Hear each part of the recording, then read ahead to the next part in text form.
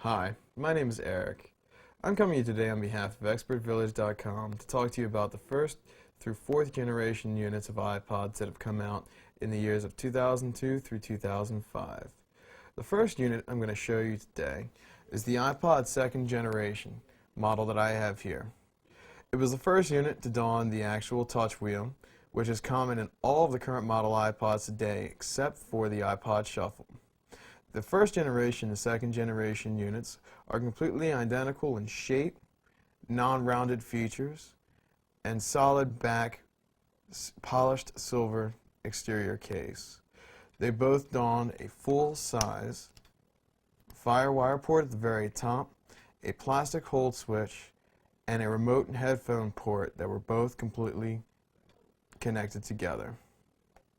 The first generation model, which I don't have the ability to show you today, has an actual fully movable scroll wheel in the very front of it. These units have not been in use since about the end of 2003, when in the early Christmas season of that year, the third generation iPod unit was introduced.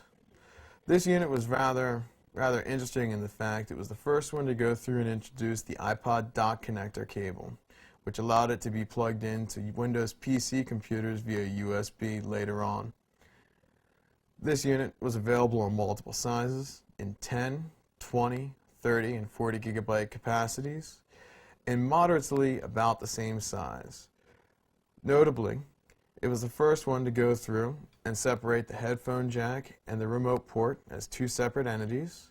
The actual hold button was changed over to a solid metal piece, and the four buttons that have surrounded the wheel on the first and second generation model were moved above the wheel to make the wheel independent for ease of use. This was the last of the actual non-color screen units, which was modified and taken care of and introduced in early 2005.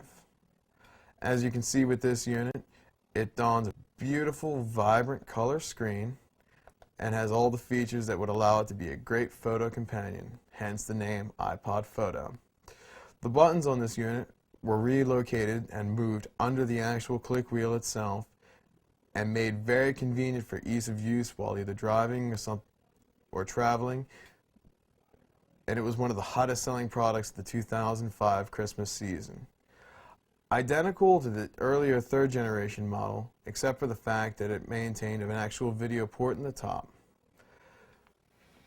This is the information that we have for you today on the first generations of the iPod. My name is Eric.